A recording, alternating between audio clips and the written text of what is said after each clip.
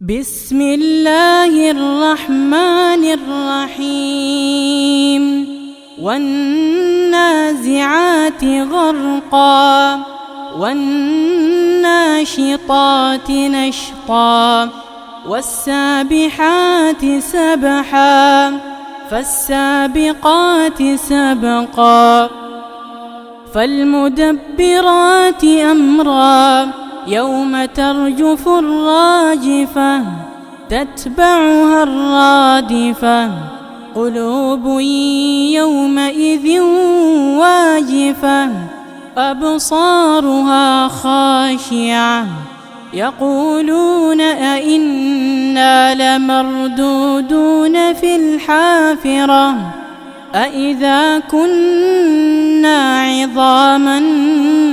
نخرة قالوا تلك إذا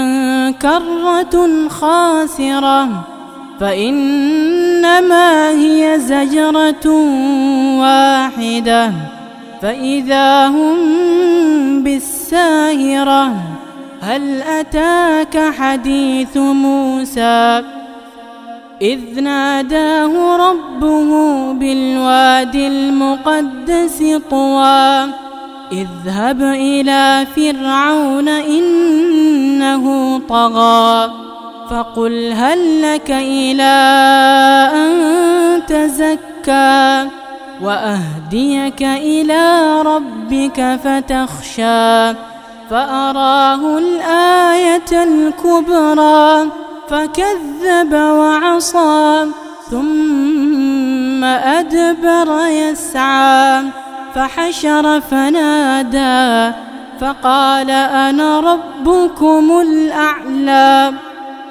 فأخذه الله نكال الآخرة والأولى إن في ذلك لعبرة لمن يخشى أأنتم أشد خلقا أم السماء بناها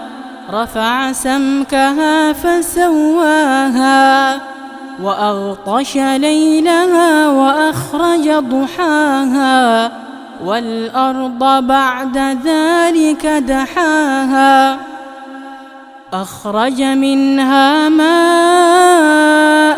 ومرعاها والجبال أرساها متاعا لكم ولأنعامكم فإذا جاءت الطامة الكبرى يوم يتذكر الإنسان ما سعى وبرزت الجحيم لمن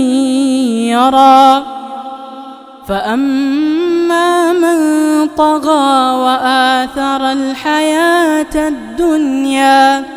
فإن الجحيم هي المأوى وأما من خاف مقام ربه ونهى النفس عن الهوى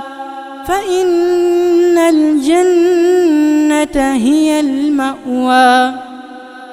يسألونك عن الساعة أيان مرساها فيم أنت من ذكراها إلى ربك منتهاها إنما أنت منذر من يخشاها كأنهم يوم يرونها لم يلبثوا إلا عشية أو ضحاها.